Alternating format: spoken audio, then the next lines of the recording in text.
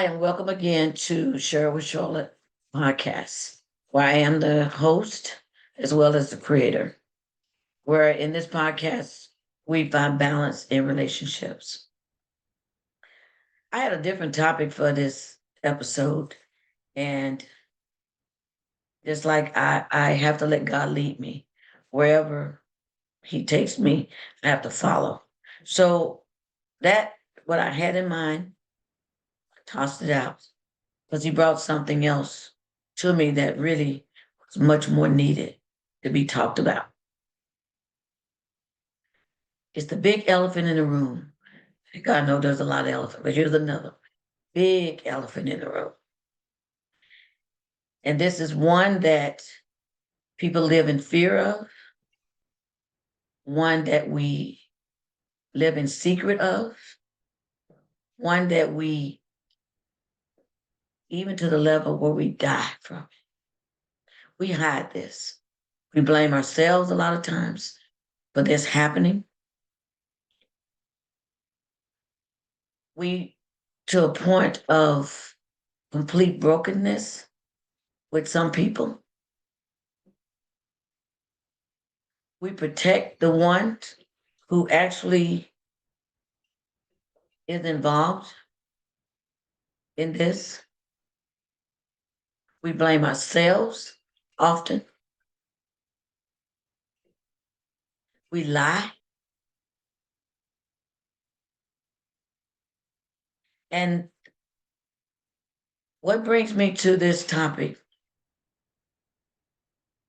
of domestic violence? Domestic violence.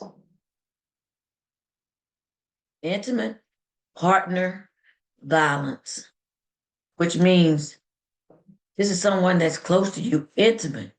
Intimate is a closeness, but it's intimate partner violence.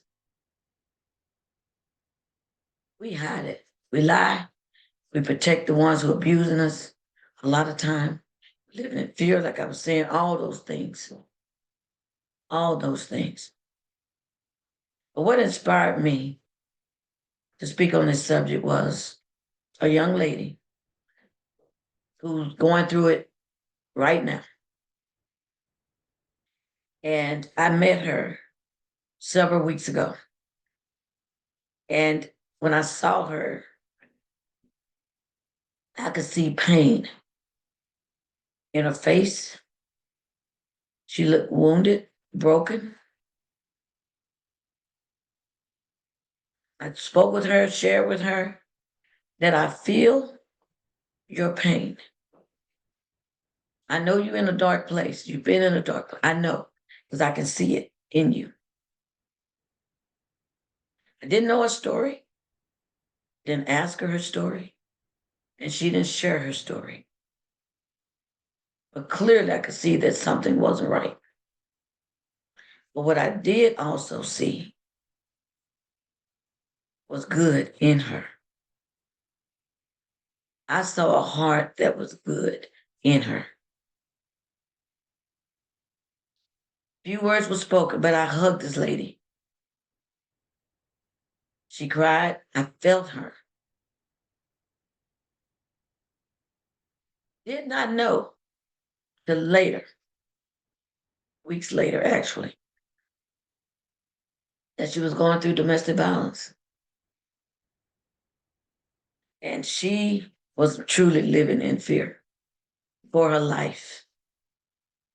Someone determined to make sure that she has no life. And we just sending her through so many different things and the abuse that she was taking from this guy and what she's taken. And right now she's in an undisclosed location where I have no idea where she is because she's not to tell anyone where she is because of fear. She's been strongly advised to do this. And I totally respect that and I pray for safety for her. But domestic violence is real and is happening so much, so much. And many times when it's happening, we often blame ourselves or we make excuses for the ones that doing the abusing. Somehow you think that you are the reason. You know, if I'd done this, if I'd done that, then maybe he wouldn't do this, he wouldn't do that to me. I'm just saying, no, no one has a right to put hands on you that's not wanted. No one has a right to abuse you. No one has a right to hurt you. And surely no one has a right to kill you through domestic violence.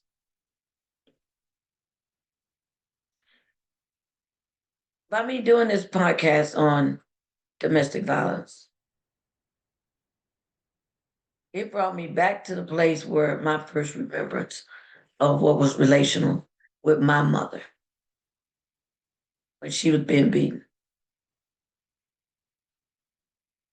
But I also have to bring it home to myself because I was attacked and I was abused once. Once.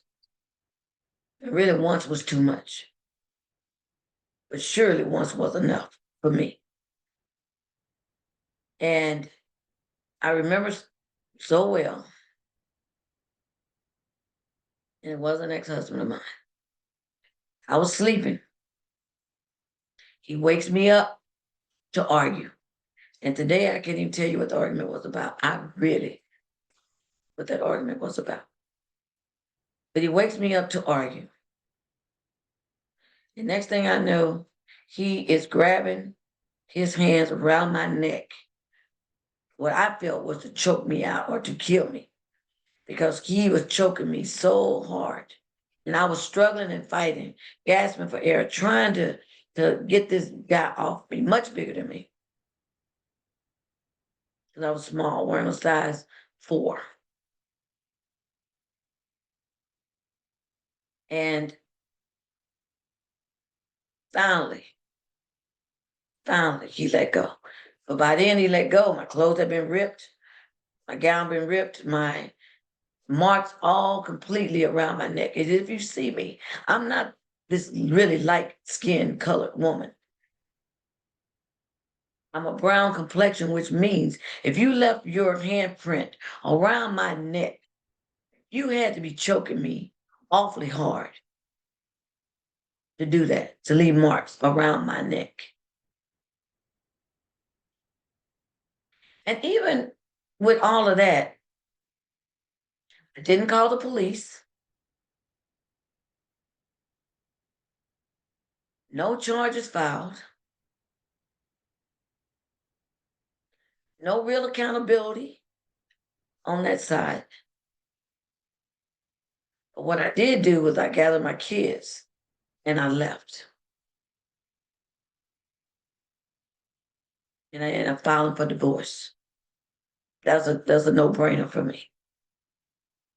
Because for me, to see my mother to go through years, I mean many years, of my childhood, of one man after another abusing her.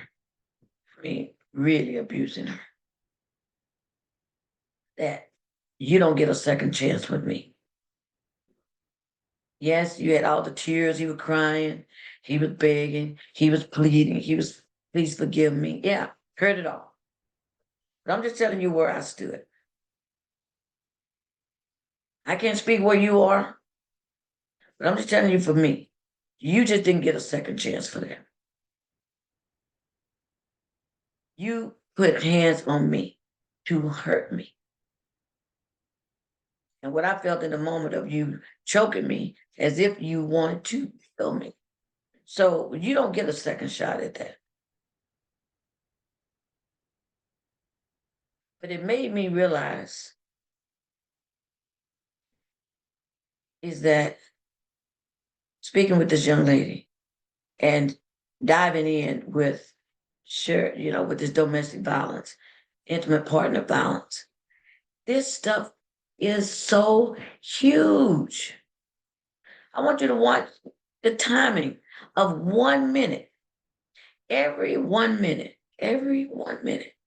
20 people, 20 people, whether you're male or female, but 20 people every single minute in the United States is being physically abused or abused on some level, whether it be sexual, whether it be emotional, whether it be physical.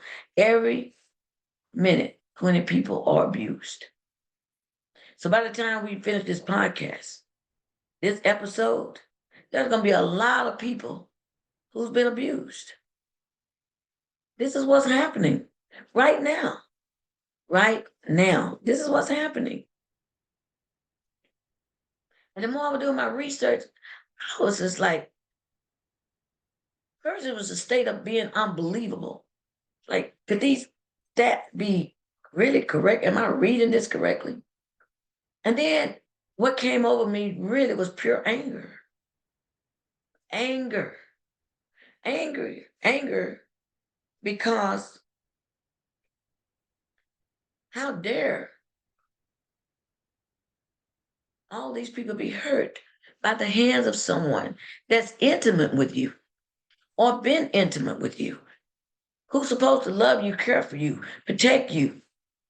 How dare that many people suffer from the hands of someone who literally supposed to be your protector? So I just got angry. And frankly, I'm still angry. Because it should not be happening. This should not be happening to people, especially there's no comparison when it comes to women. So I want to share with you really some stats. I want to share with you um, some things that was so alarming to me. That just like, are you kidding? Unbelievable stats. So I'm going to share this, and that is, let's keep in mind, domestic violence is a choice. It's not something you just have to do. You choose to be an abuser. It's a choice. But domestic violence goes back to where you mimicking what you experienced, what you saw, and even at times what was done to you. That violence, that's what relationship is about. And so you mimic that. But you can't make excuses when you're older, as if that's what you still have to be. No, you should know better at this point that this is not what you have to be. There is a choice to be better, always. So we're not going to leave that to chance as if I know you saw this. Yeah, I saw it too. We grew up with it, but it does not still give me the right to become one. Or if you male and you're a boy, it does not give you the right to become an abuser because that's what you saw as a child.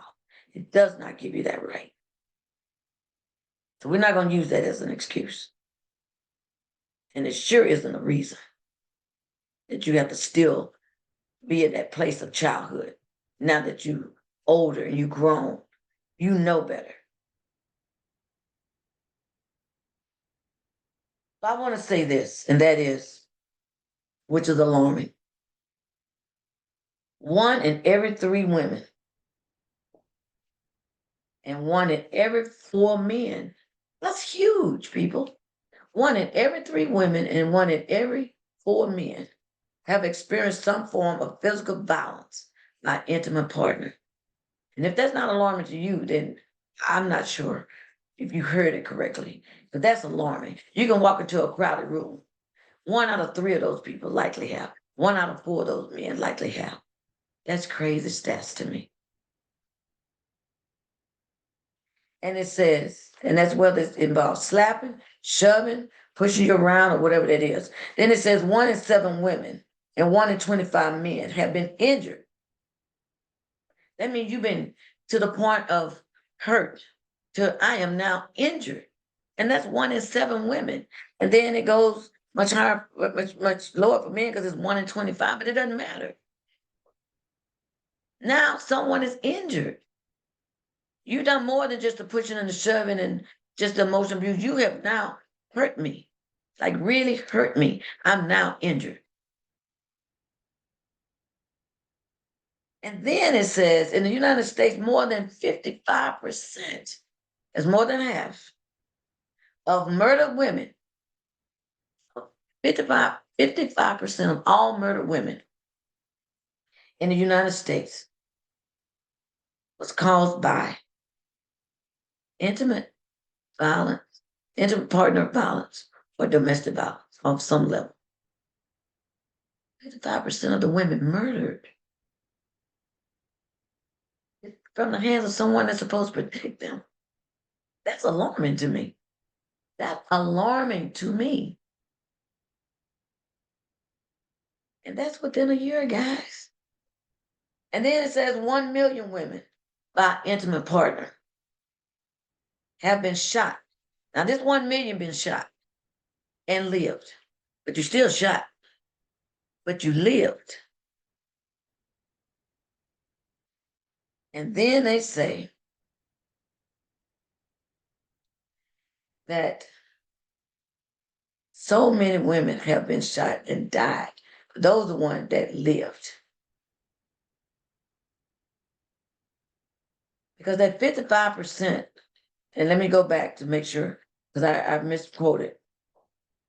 1 million women have been shot and survived. But that 55% of the women died out of that number. 55%.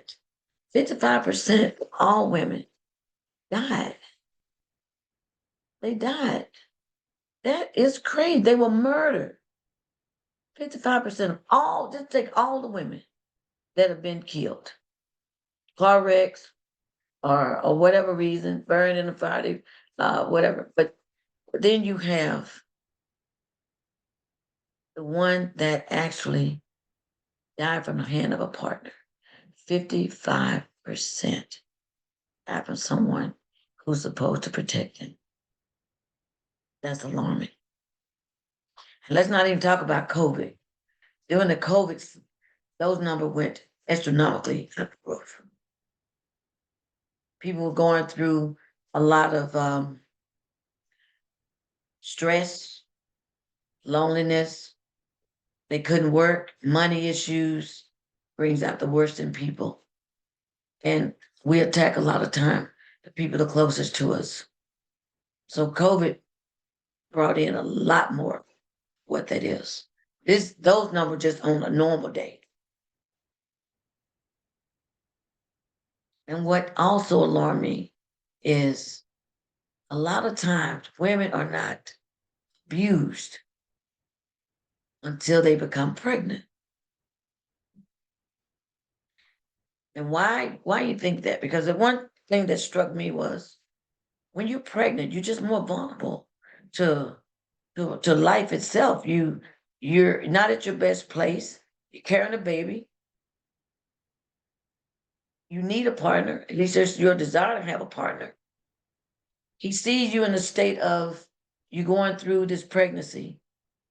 There's a lot of things you can and can't do. Of course, you're more vulnerable to him. They see you more as weak, more needy. But a lot of women were not abused until they became pregnant. And that's like, wow. And you're thinking, but what the chances are this baby that's inside this woman is the abuser's baby? Probably pretty much most times, if not almost all times. But that doesn't matter. That does not matter. Women are most likely attacked who have never been attacked when they're pregnant. That's alarming to me. For me, that was alarming. And then to be it's kind of like sometimes you can see the signs, and then sometimes it's like they're real subtle. He ain't put their hands on you yet. But they haven't put hands on because women attack men too. Men are abused. So let's not just take this as one gender. No, anybody can be a victim. But a lot of time it comes in very subtle form. You know, maybe some name calling, but he still ain't put hands on you. But he start calling you out your name. And then it may be things like discourage you from going to work or school or, you know, trying to, but think about it. It's still not starting to need a little level of control. How you spend your money, where you go, even to the point they said even medicine you take. It's still about control. They start acting jealous, possessive, accusing you of being unfaithful. So that kicks in, and you know that's a whole nother kind of emotion when jealousy takes place. Get angry, start drinking, and we know what alcohol does. People lose it when it comes to trying to control themselves when they're drinking. Now he's making threats of violence, but he hadn't done anything yet. Just threats of violence. But you see how things are starting to escalate. But now I'm making threats of violence, which means I'm not just saying these little subtle things anymore. Things are getting, the language is getting stronger. Now I may just kick you, or I may shove you, I may push you. But you know what's happening? But I'm putting hands on you. Then I may slap you. But now I'm doing bigger things now because now I don't just a light kick, I'm kicking you hard. I'm beating you. I got the fist. I'm slamming you against the wall. I'm choking you. And then it comes to the weapon. We all know what's going with that. So now it's not enough that my hands can't do the job. I got to go get a weapon. But I know even during part of my mother's beating bottles, bats. I mean, I'm just saying, but a weapon is a weapon. I mean, it's so many ways you can abuse a person. Sexually, forced sex. But it's so many ways of abuse. So many ways that you can help and create violence and fear in someone. So many ways that you do in order to try to control someone, to control them, to make them fear you, to break them. And it's so much about when you go through so much of this, it's about being broken, especially that emotional abuse where they get in your head to tell you you're nothing and then talk about your looks, tear you down, break you down. Talk about your level of intelligence, make you feel dumb, stupid, make you feel like you need them. How can I make it without them? But you're so broken. You're so weakened. So what do you do when you're that broken and you're that weakened? And you just keep taking and taking and taking.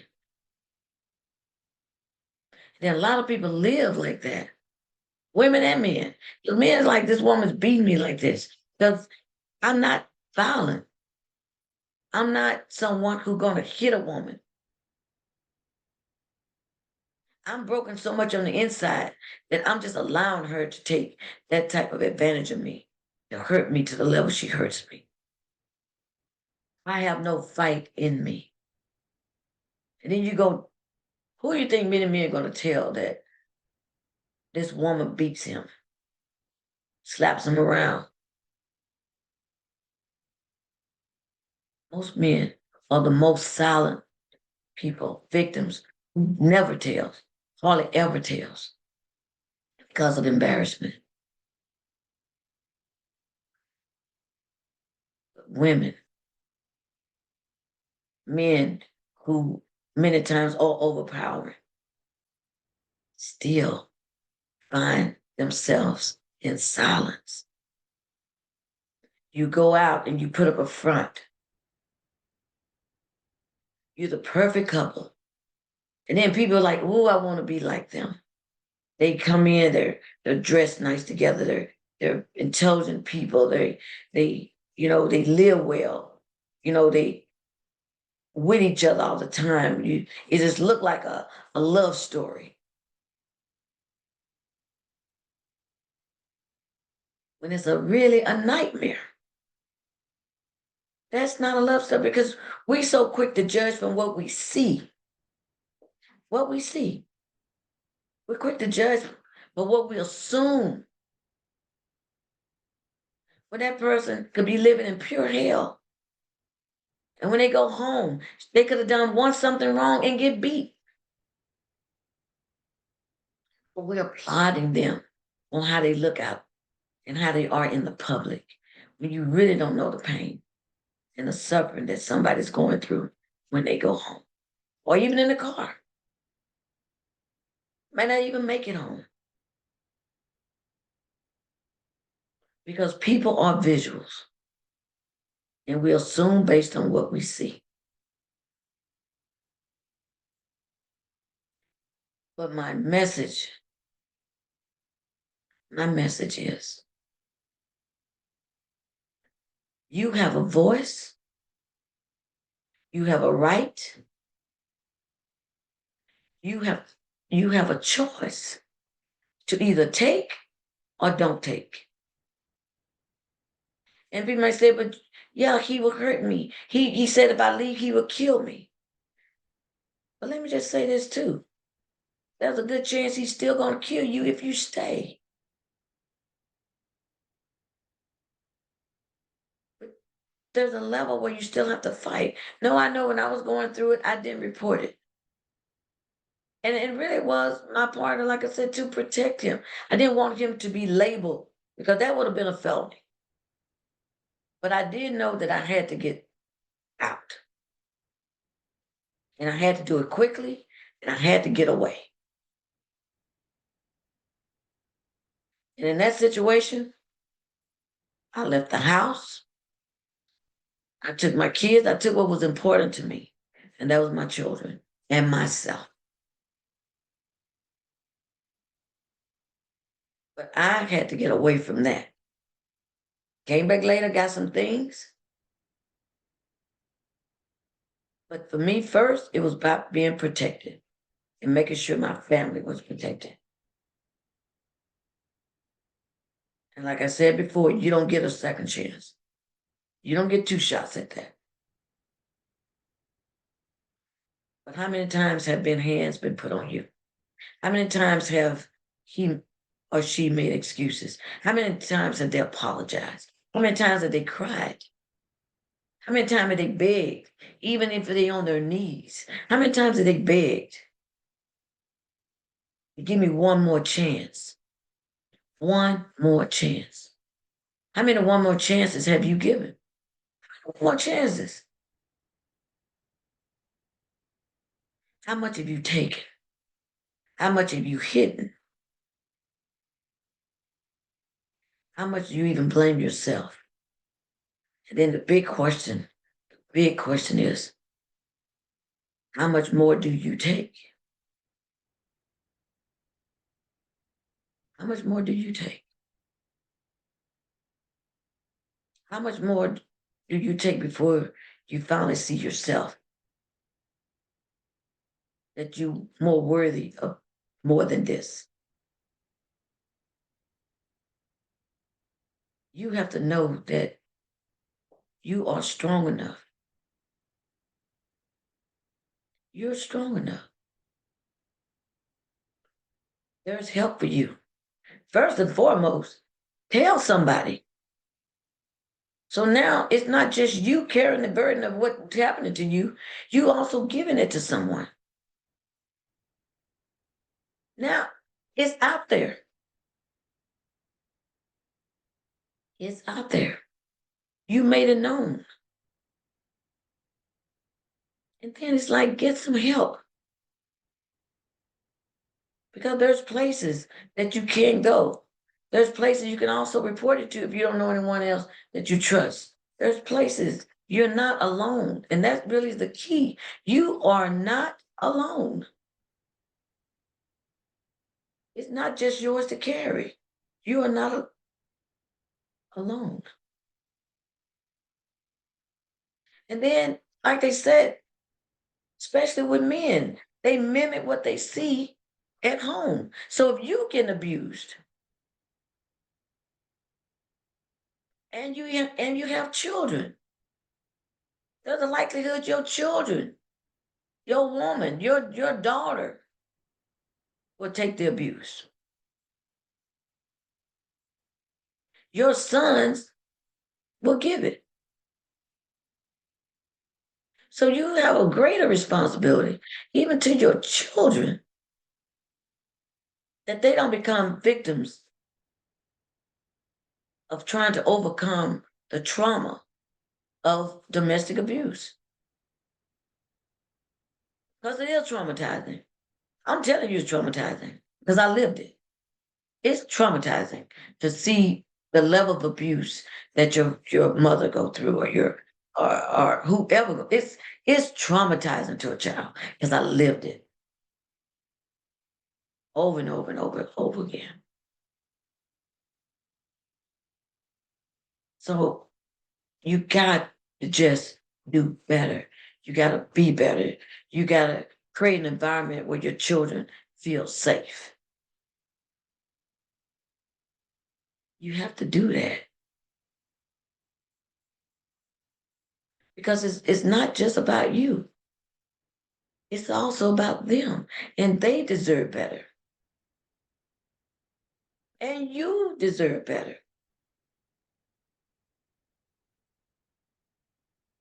And the question is, can someone change? Yeah, I believe someone can change, but it's a choice they make to change.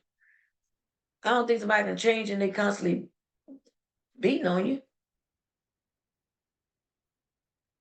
because it's a transition, it's a transformation for change. And you have to find that in within you to want that change. But a lot of abusers don't change.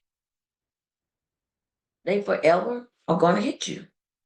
They forever going to beat you. They forever going to hurt you. They forever going to injure you or something. And really, yeah, because it does escalate. It don't just stay the same. If he's just slapping you, those slaps are going to become harder slap to the point it's going to become a fist. Then it's going to become a weapon. Then it's going to become who? I'm just saying, there's no limit to where it goes until you did.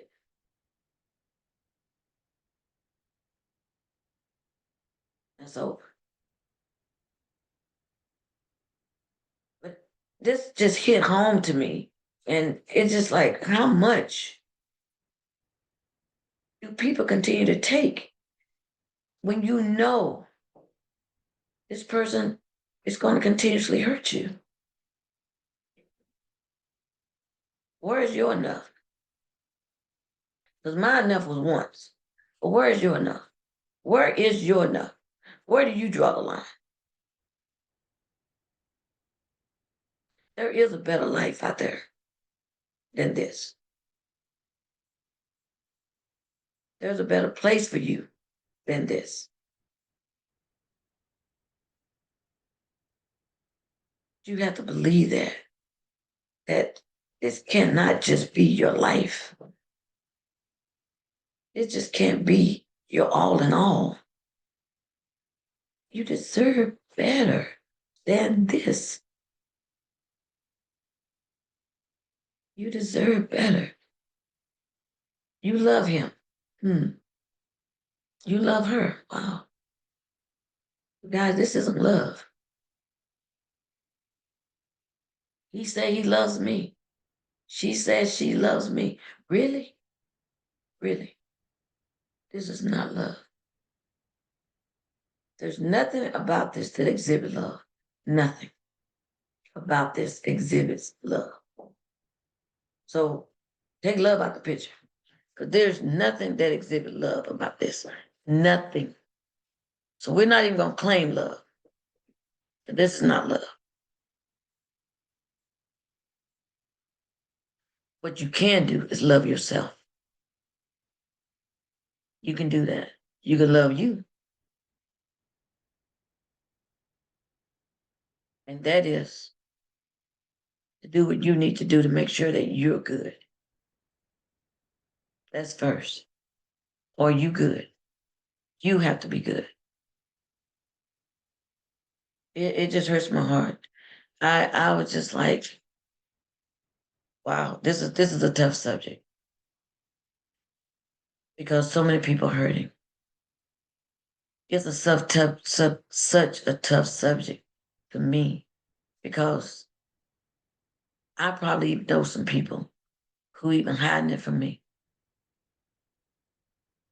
and I don't see no signs of it because they hide it well. It's a tough subject because there's so many of us that are broken. It's a tough subject because so many people are just hurting and in pain and not feeling worthy, that they deserve better. Like, wow, that's wild to me. Like, wow. But if you see the signs or you pick up on something, please ask questions. Don't just say, I'm going to wait till they come to me. No, you go to them and you ask, are you all right? Even if they say no, just say, I want you to know that I'm here for you no matter what. If you ever need me, I'm here for you. Because you can't make somebody be transparent. You can't make them share. You can't make them tell what's really going on. You can't do that. But what you can assure them is that you're there. I'm here for you. So that they know they're not alone. And the reason being because they're not ready yet to share that. But the question I guess is, well, what if I keep saying stuff, seeing things, and I know what I'm seeing? Then you gotta go there. You have to go there. You have to go there because this thing is real. When 55% of the women end up dead from the hands of someone they're intimate with. You have to say something. You have to say something. You got to go there. And you just hope that they open up to you. But you really got to go there and say what you notice. Because now that also is on you. Because if something happens to them, you carry that with you. Because you saw the signs, you saw the indicators that something was going on in that marriage or that relationship or whatever that is. You saw it. So you cannot ignore it. You have to say something so that something more critically happened to the level even of death. You tried, you made the effort. You don't walk around with the burden of I should have done more. But you have to address that. People are hurting and people don't know how to put it out there a lot of times. And sometimes if you crack that door just a little bit, they may open it wider. So sometimes we got to just crack that door open for them. Let them know that it's now open and it's okay to share. It's okay to share. So the one that are abusers, And some of you may be listening to this episode of this podcast. You have a choice. You have a choice to stop. You can't go back to the past. You can't undo what's done. You can't change anything, but you can stop. You can stop because it is a choice. You're no longer a child. You don't have to mimic it. You can choose to be better or not. You can choose. But you do need to do something for those that are being abused. For those that are abusing, if you can't do it on your own, get some help. Get some help. Because that demon in you is too big for you. You don't know how to control it, contain it. So go get you some help. But what you don't do is do nothing. All your apologies means nothing. All your tears, all your begging, all your I'm sorry's means nothing. If it's just a continual cycle. Just continual cycle. We talk about that in an episode. You gotta break the cycle. Because if you're doing it in your household, there's children. Now you create them to be a victim of that. So that likely, especially those boys, will be men who abuse. Break the cycle. Break the cycle. Be better. And the only way to be better is to do better. That's the only way. But I just want to say that domestic violence is just no place for it. There's no place for it. There's enough people out here hurting for all the other reasons. This just piles it on. And it is a big elephant in the room. It's a huge elephant in the room. Because women especially are suffering. But it doesn't mean the men are not suffering too. But it's especially with women. But all I can say is, preferably you'll tell somebody that you don't take this as if it's your fault. And please don't give them any excuses for what they do to you. And I want to leave it at that for now. The young lady that I spoke of before, she was going to do actually an episode, and something really happened where this particular person broke into her house to harm her, to kill her, I'm sure, because he's putting threats out there that is what he's going to do. And if she ever decides to come on, then I'll do another segment. But be in prayer for her because it's real. What she's going through is real. The threats is real. Fear is real. And we just want to keep her and her family protected. So I hope this has been insightful, enlightening. Hope it's been informative.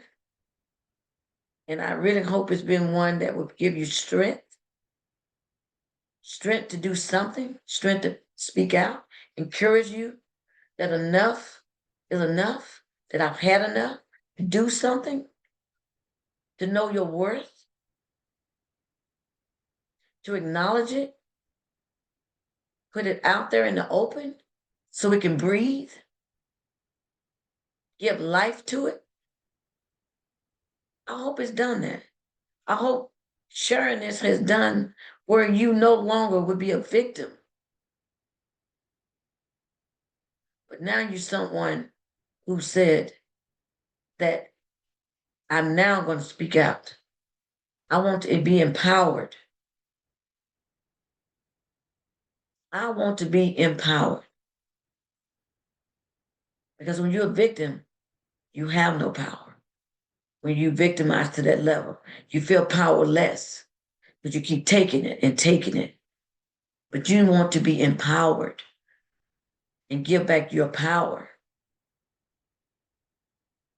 knowing that you have a choice to not take it, to say, I've had my enough. I don't care if it's one time. Do something. Do something. But thank you. I just hope that this message has hit home. But let's protect each other. Let us all play a role in protecting each other. Because we all want to be safe. We all want that place. Thank you for that.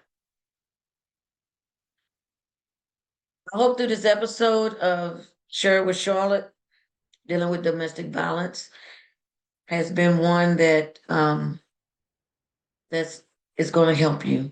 I pray for that. Please visit my website at www.sharewithcharlotte.com. You can visit different places that you can find help. And one being that you can, of course, first you can go to someone you trust. You can go to the National Domestic Violence Hotline, which is 800-799-SAFE, toll free. You can go to any health care provider. You can go ask for counseling, mental health center. You can go to the court and you can report it because it is a crime. Domestic violence is a crime. So you can't have them report it. You always know that there's 911. You in fear, or you feel your life is in jeopardy, and there's a real safety issue with you, dial 911. But there's shelters that you can go to. So there are places. You don't have to stay in that environment to just be abused and keep taking it. You can fight back by protecting yourself, moving yourself beyond that situation. But don't lay there and just be a victim. That number again is to the National Domestic Violence Hotline. It's 800-799-SAFE, safe. You can always call. But if you know anybody you trust, anybody that you can share, please share and let them know that what's going on with you. Empower you. Please.